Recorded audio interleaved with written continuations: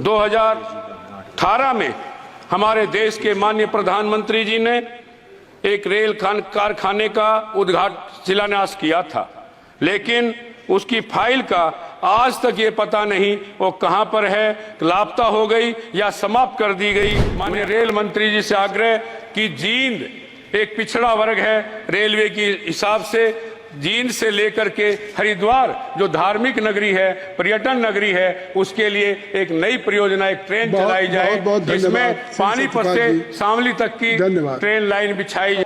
मैं सोनीपत की जनता का भी आभार व्यक्त करता हूं और पूरी लोकसभा क्षेत्र के मतदाताओं को भी प्रणाम करता हूं। साथ में इस अवसर पर मैं आपके माध्यम से सोनीपत लोकसभा क्षेत्र की जनता की अपेक्षाओं को सरकार के सामने रखना चाहता हूं। माननीय अध्यक्ष जी, वास्तव में यह पहली बार नहीं हुआ, बल्कि वर्ष 2014 के बाद से लगातार यही स्थिति देखने को मिल रही है। जब हरियाणा को कोई नई ट्रेन परियोजना मिलना तो दूर की बात है, वर्तमान सरकार ने तो यूपीए सरकार के समय मंजूरी शुदा परियोजनाओं को भी 1 रुपए का बजट देना अच्छा नहीं समझा।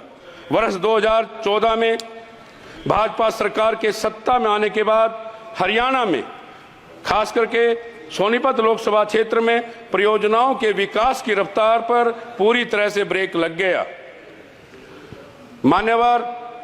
माननीय अध्यक्ष महोदय, मैं आपके माध्यम से माननीय रेल मंत्री साहब से प्रार्थना करना चाहता हूं कि जो 2018 में हमारे देश के माननीय प्रधानमंत्री जी ने एक रेल कारखाने का शिलान्यास किया था, लेकिन उसकी फाइल का आज तक ये पता नहीं वो कहां पर है, लापता हो गई या समाप्त कर दी गई। मैं आपसे पुनः आग्रह करना चाहता हूं उस कारखाने पर कब काम शुरू होगा, मैं आपसे पता करना चाहता हूं।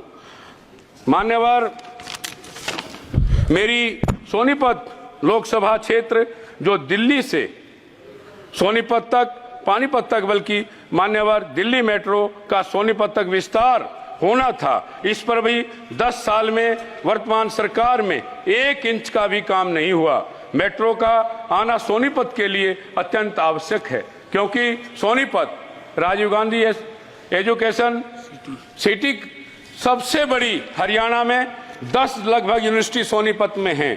प्रत्येक देश और विदेश के छात्र वहां पढ़ने पर आते हैं, चाहे वो दिल्ली की तरफ से हो, चाहे अमृतसर पंजाब की तरफ से हो, चाहे अन्य क्षेत्रों की ओर से हो, तो वहां पर मेट्रो का होना अति आवश्यक है।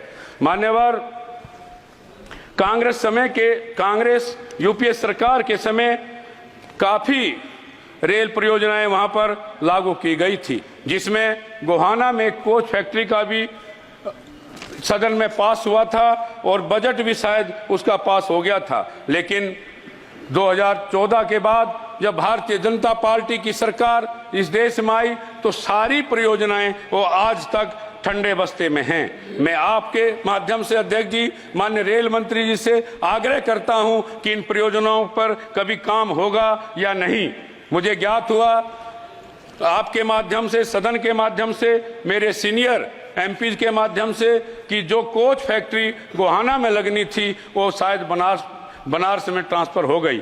अच्छी बात है, वहां भी लगती और गोहाना में लगती तो निश्चित काफी हरियाणा को सबल मिलता, बेरोजगार नौजवानों को रोजगार मिलता। मेरी पुनः श्रीमान जी, अध्यक्ष जी, आपके माध्यम से प्रार्थना माननीय रेल मंत्री जी से है कि ये काम करें। और मेरी एक मांग, सुझाव है मान्यवर, सोनीपत हाल्ट हेतु इन सब को रेल का जो ठहराव है वो काफी कोरोना के बाद या शायद पहले से ठहराव नहीं होता। सोनीपत से लगभग 10,000 से 15,000 व्यक्ति अपने रोजगार के लिए, शिक्षा के लिए, काम करने के लिए दिल्ली से आते जाते हैं। तो मेरा कुछ ट्रेनें हैं, जैसे 11,906, train number 12,715, train number 12,471, train number समाप्त करें 22,029, ट्रेन नंबर 20,807 और 8, train number 12,413, 12,414, train number 22,451, 22,452, train number 12,445, 12,446, कृपया ट्रेन नंबर संक्षिप्त करें, कृपया संक्षिप्त। 1205 और 1206, ट्रेन नंबर 22,447, 22,748। मान्यवर, एक और रिक्वेस्ट आपसे, अध्यक्ष जी, आपके माध्यम से माननीय रेल मंत्री जी से आग्रह कि जींद एक पिछड़ा वर्ग है रेलवे की हिसाब से। जींद से लेकर के हरिद्वार जो धार्मिक नगरी है, पर्यटन नगरी है, उसके लिए एक नई परियोजना, एक ट्रेन चलाई जाए जिसमें पानीपत से शामली तक की ट्रेन लाइन बिछाई जाएगी। समाप्त करें कृपया।